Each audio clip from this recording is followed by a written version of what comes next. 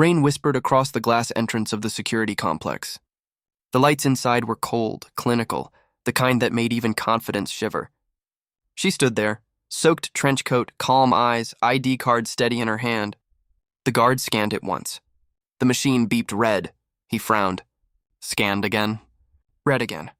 Then, with a small, knowing smirk, he said, "Nice try, ma'am." Before she could speak, he pressed the side of his radio. "Control, this is Gate 3. Escort her to command level." Pause. Static. "Copy that," came the reply.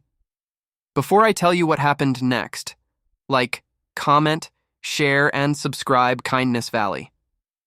Tell me where you're watching from." 2 guards appeared, hands on their belts, boots echoing on polished marble. The woman didn't resist. She simply adjusted the strap of her old leather bag and followed.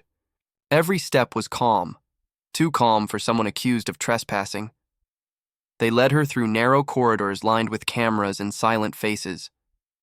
The hum of fluorescent lights filled the air. She didn't speak. Neither did they. At the elevator, one of the younger guards whispered, "Ma'am, they don't usually take people up for this kind of thing." She gave a faint smile, one that carried stories, not fear. The elevator doors opened to the command level, a space filled with security screens, men in suits, and the kind of silence that tasted like tension. The chief of security stood near the window, arms folded, eyes sharp. "You've caused quite a stir, Ms." He glanced at the tablet. "Whoever you're pretending to be." She placed her ID gently on the desk. "I'm not pretending," he scoffed. "That ID's flagged as expired clearance. You're not supposed to be here." For a moment, the air tightened. Rain still fell outside, thin streaks sliding down the glass like time itself. She looked out at it, her reflection merging with the storm. "I was here before these walls had names," she said softly. The chief frowned, unimpressed. "Save the poetry. We'll verify your story." One of the guards began searching her bag, methodical, careful. Inside, among folded papers and an old phone, was a small metal case. He opened it. Inside, a badge. Tarnished, but still carrying the insignia of the 1st Operations Division. The room froze. That badge hadn't been seen in years. The division had been dissolved after a classified mission gone wrong, one that left people forgotten, erased. The young guard's eyes widened. "Sir, this is original issue. From the 2025 protocol era."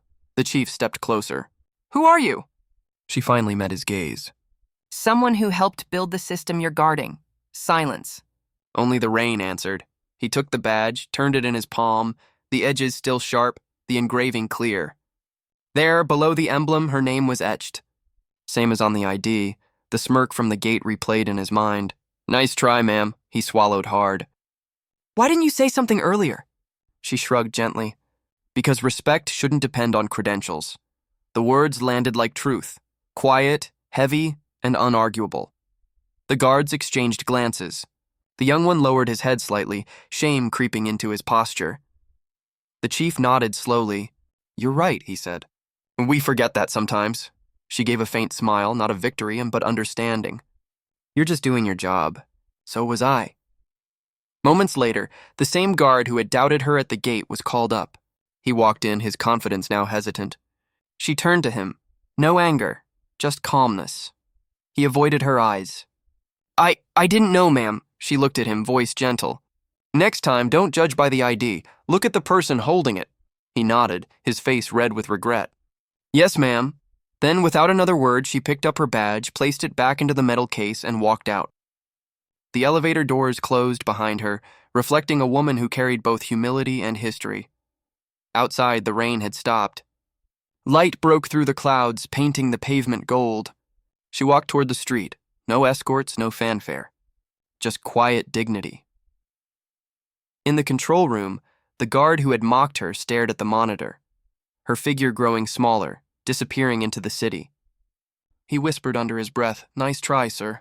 At being human, the chief looked at him. "She wasn't trying," he said.